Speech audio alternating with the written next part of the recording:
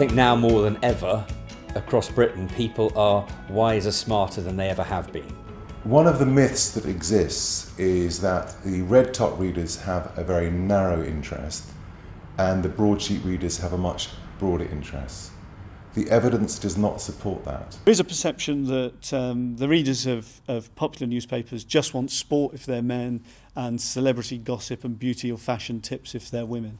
But actually research that's done, whether it's kind of big trade body research or academic research, suggests that this is not why people read even popular tabloids. Trust in institutions has sort of degenerated. But what the Edelman Trust survey says very, very clearly is that trust in media is sustained. World news interests me.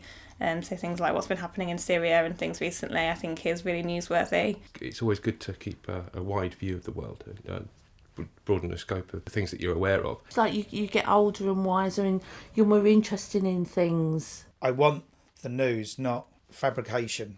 I'm always watching the news, reading different bits and pieces, especially now with the iPad, reading my Daily Mirror and I like to be up to date. I haven't got a lot of time for news which is pointless and just celeb.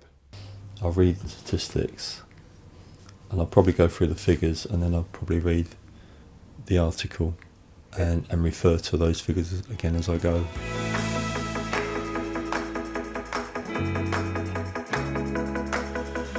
For me, it's important when big news events happen that the Mirror shows why we are more than just a tabloid. We are a tabloid with a brain. For a tabloid that kind of values its role as a source of news, that sense of public interest, of telling people what's important, that is derived from the professionalism and the skill and the expertise of journalists, still has an important role. We feel that it's very important that we're not just about informing them, we're about analysing, questioning, explaining. The Mirror is a paper with a fantastic journalistic tradition. It's a great British institution and I think it draws people to it because those brand values have stayed consistent despite all the changes that have gone on in society. It's a paper I think that has got a long tradition of campaigning journalism, investigative journalism, and likes to try and seek out the truth and seek out wrongdoing.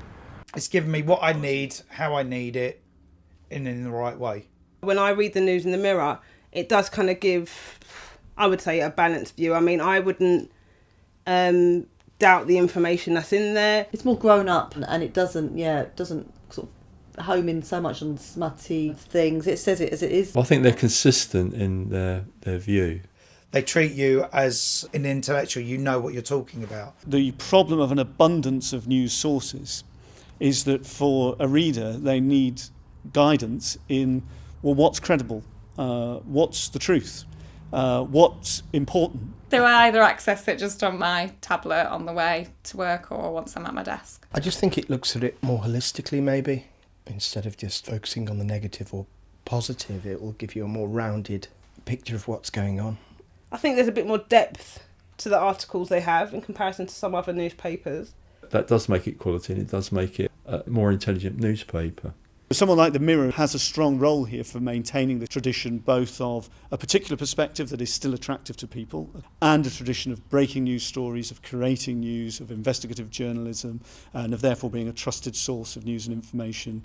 There's a big difference between reading something online attributed to someone that they've never heard of as opposed to reading something online or on their phone or on their tablet attributed to a news brand in which they believe and can trust. We've had enough years of the internet now to understand that quality opinion, expert opinion is very important. You want the nuggets that actually make up opinion and informed opinion and from people that you care about. I firmly believe that there is an audience out there who are really happy to engage with a more intelligent tabloid newspaper, who want more than being simply talked down to, talked at or titillated.